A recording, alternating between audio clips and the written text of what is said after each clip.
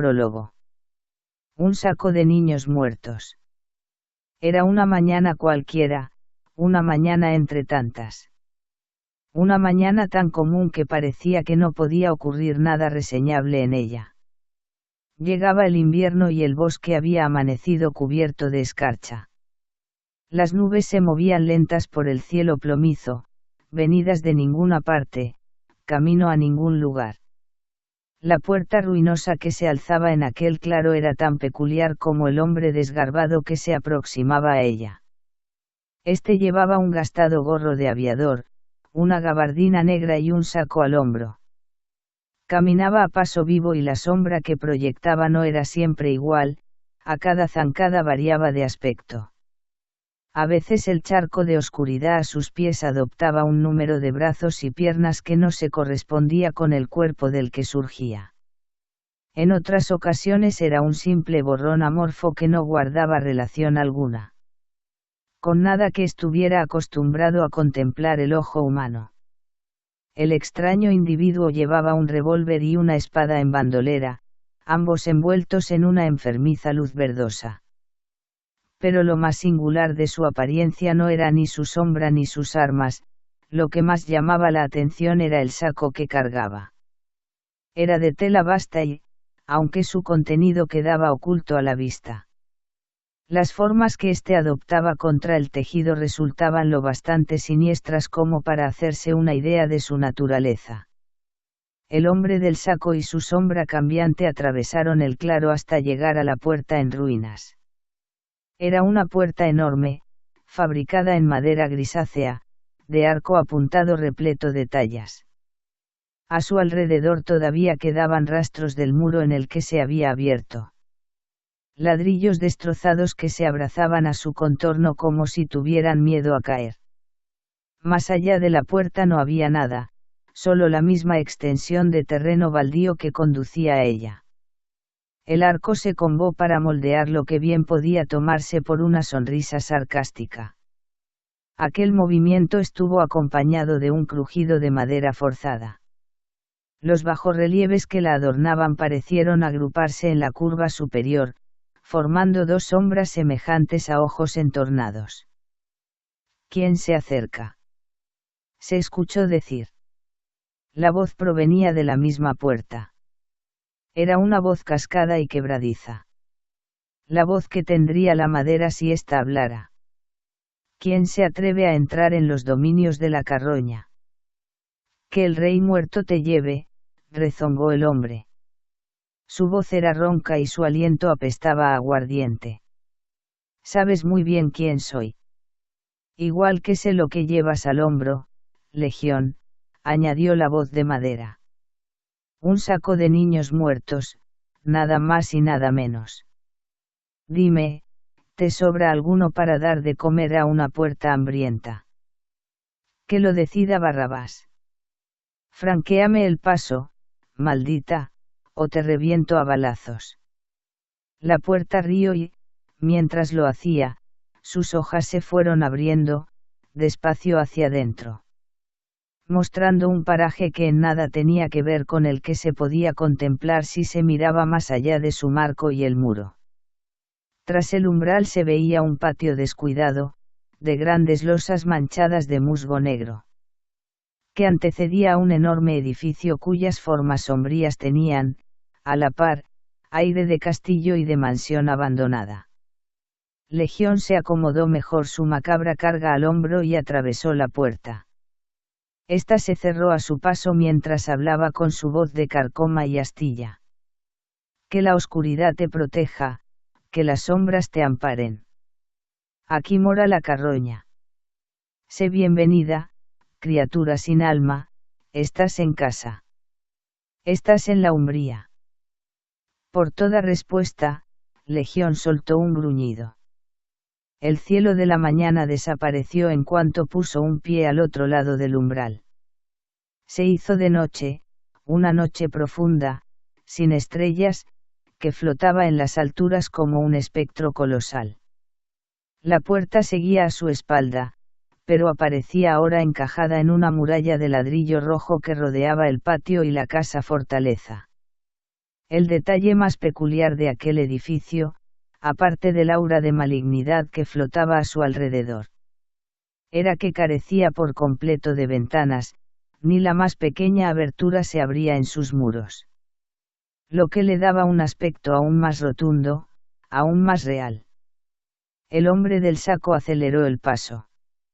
No se dirigió hacia la entrada principal, bordeó la fachada hasta dar con una puerta medio oculta entre pilares.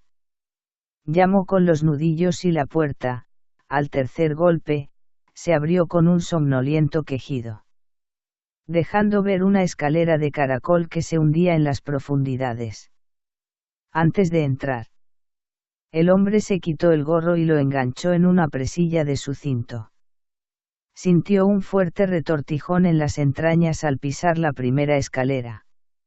Un hechizo nocivo se le había echado encima, pero retrocedió al reconocerlo.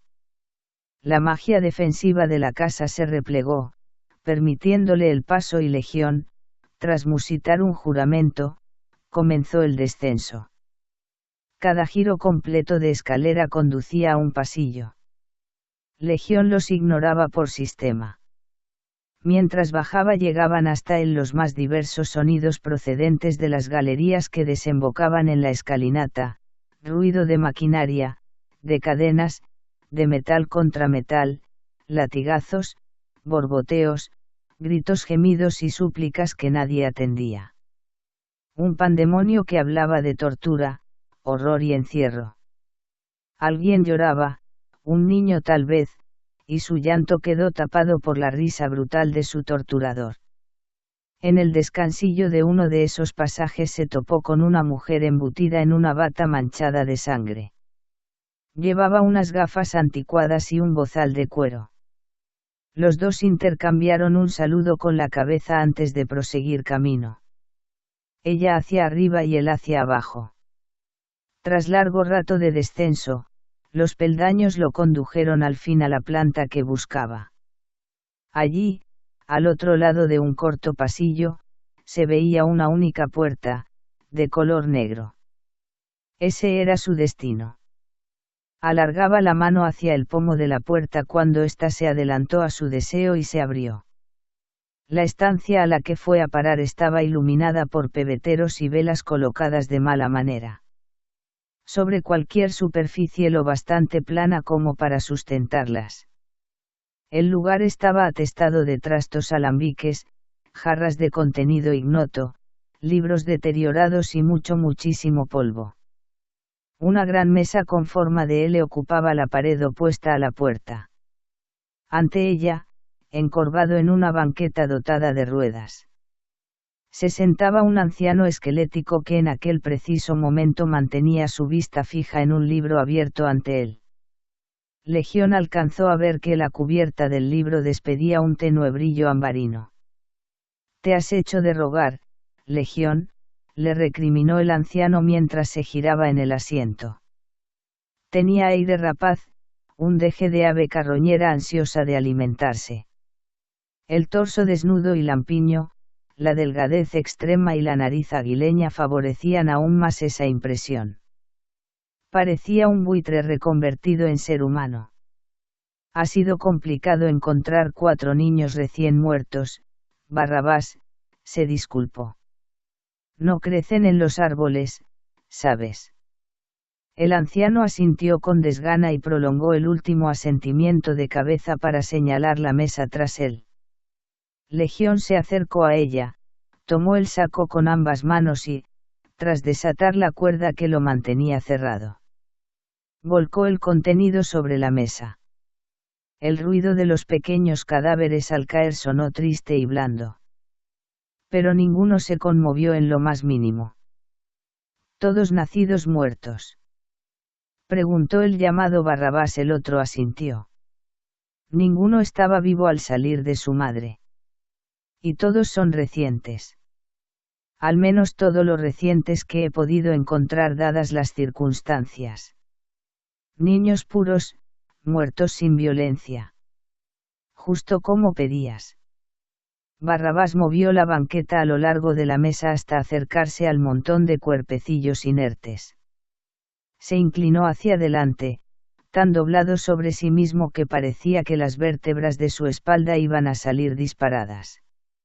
Su nariz huesuda comenzó a agitarse en un frenético olfateo. Tomó a uno de los niños por una pierna y lo hizo a un lado. Demasiado tiempo muerto, gruñó. Y esta niñita también, debió de morir días atrás en las entrañas de su madre. Señaló mientras la apartaba sin contemplaciones. A continuación olfateó con detenimiento los dos cuerpos restantes. Estos en cambio, comenzó. Se relamió mientras proseguía su escrutinio. Sí, sí. Los ojos le brillaban. Estos son perfectos. Justo lo que necesitábamos. El anciano tomó ambos cadáveres, un niño y una niña, y los llevó consigo hasta el otro extremo de la mesa. Allí se encontraba un aparato con aspecto de enorme máquina de coser, a la que hubieran añadido un complicado conjunto de probetas y matraces, repletos todos de líquidos burbujeantes. Junto a la máquina había un tablero de control plagado de palancas, ruedas y dials, y, a su lado, un montón de utensilios de filo, tijeras, agujas, bisturíes, cuchillas y escalpelos. ¿Puedo quedarme a mirar?, preguntó Legión. Puedes hacer lo que te venga en gana siempre que no molestes. Le respondió Barrabás mientras se levantaba de la banqueta y se acercaba hacia una estantería con paso rápido. Aquellos niños servirían, pero no podía demorarse mucho o los perdería también a ellos. Tomó de un estante, con suma delicadeza pese a la urgencia, un bote repleto de licor amarillento. En su interior flotaban dos ojos, ambos negros por completo, sin rastro alguno de blancura ni división de iris y pupila. Dos esferas que parecían moldeadas en alquitrán. Llevó el bote junto a la pareja de niños muertos. Se sentó de nuevo en la banqueta, colocó a la niña en el extraño artilugio, puso los pies en los pedales que accionaban este y lo activó. Al momento, el líquido contenido en los matraces y probetas rompió a bullir. Un chirrido punteaba cada pedaleo del anciano. De la espalda nervuda de Barrabás comenzaron a surgir extremidades, brotaban alrededor de sus omóplatos, de su columna, de su cintura. Eran brazos delgados, de manos pequeñas y dedos minúsculos que se abalanzaban nada más aparecer hacia los controles de la máquina y los utensilios cortantes. Un par de manos tomaron el frasco de los ojos negros, lo abrieron con destreza y extrajeron uno de ellos. El caos de brazos fue pronto de tal magnitud que Legión, desde donde estaba, dejó de ver al anciano. Los pies accionaban los pedales de la rueca cada vez más deprisa. Barrabás susurraba para sí, absorto, perdido en su tarea. Legión se retiró un paso y contempló la frenética actividad del brujo. Durante largo rato los únicos sonidos en la estancia fueron el traqueteo de la máquina, el canturreo del anciano y el bullir de líquidos. Luego, de pronto, una niña muerta rompió a llorar. 14 años después. El edificio, un caserón enorme situado en el casco antiguo de Berlín, comenzó a arder pasada la medianoche. Los vecinos del inmueble escucharon una potente explosión justo antes de que el incendio se declarara, con lo que, en principio, se achacó el fuego a una fuga de gas. 2 dotaciones de bomberos se presentaron en la zona y comenzaron de inmediato las labores de extinción. Al tiempo que la policía desalojaba las viviendas vecinas por miedo a que el incendio se extendiera. La casa era un anticuado edificio con un jardín mal cuidado, repleto de matojos desde los que se atisbaba un columpio de aire vetusto. Una de las alas de la casa estaba en llamas y buena parte de su fachada se había venido abajo. La otra ala y la zona central, en cambio, todavía se encontraban a salvo del fuego.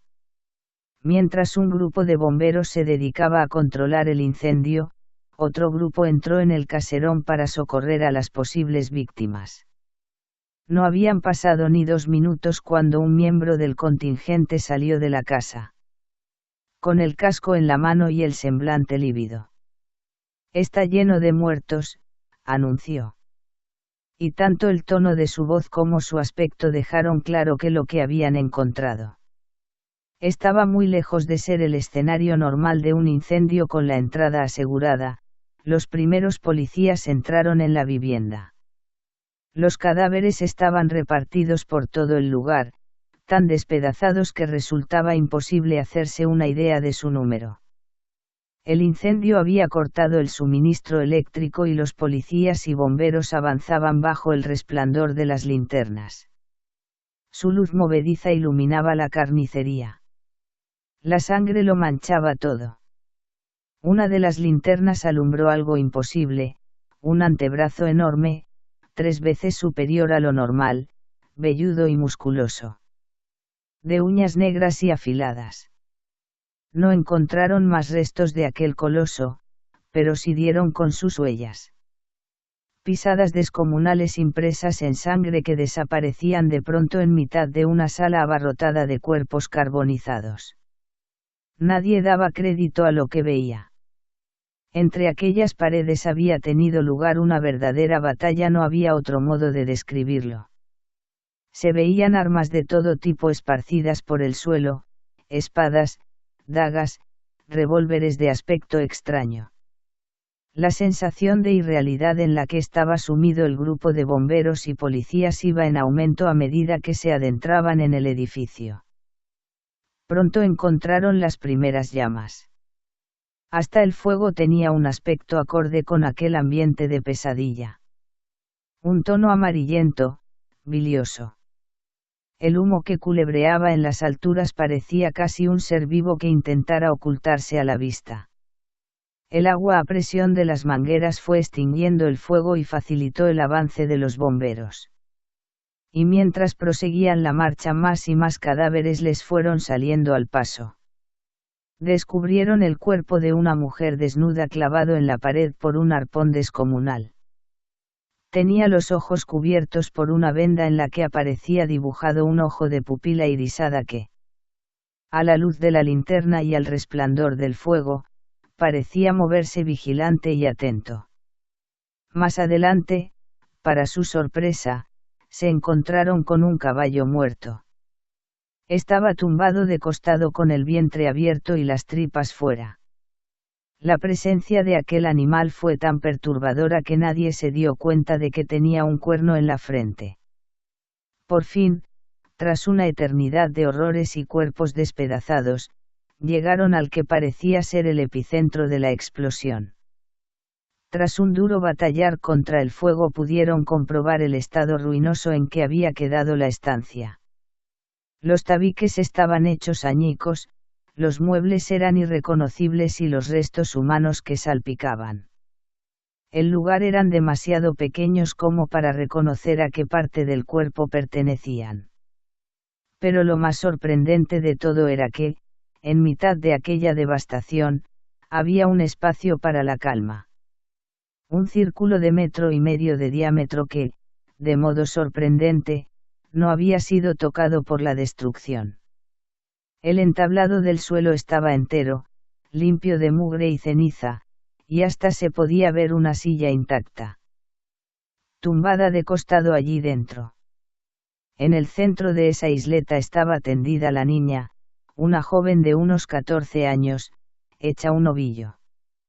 Un bombero fue el primero en reaccionar ante aquella insólita presencia y acercarse. Justo cuando llegaba al borde de aquel círculo imposible pareció chocar contra el aire. Como si se hubiera topado con una barrera invisible. Dio un paso atrás, sacudió la cabeza y avanzó de nuevo, con más precaución esta vez. Fuera lo que fuera, lo que le había impedido acercarse en primera instancia había desaparecido. Se acuclilló junto a la niña y la examinó con cuidado. Era una muchacha morena, de pelo largo y rasgos muy marcados. Mostraba una quietud de piedra que le hizo pensar que el milagro no era tal y que estaba muerta. Pero de pronto la joven abrió los ojos de par en par y se incorporó con tal celeridad que el bombero estuvo a punto de perder el equilibrio, asustado por tan brusco movimiento. Por un momento pensó que a la chica le faltaba el ojo izquierdo, pero no tardó en darse cuenta de que lo que había tomado por una cuenca vacía era en realidad un ojo negro por completo, sin iris, ni pupila. La joven estaba aterrorizada. «Ariadna», gritó, y la angustia de su voz eclipsó la devastación que los rodeaba. Fue como si todos y cada uno de los cadáveres que habían encontrado en la casa le hubieran prestado su voz, para que pusiera en palabras el horror que habían vivido allí esa noche. «Ariadna», repitió. Luego cayó inconsciente, sumida en un desmayo profundo del que tardaría días en regresar.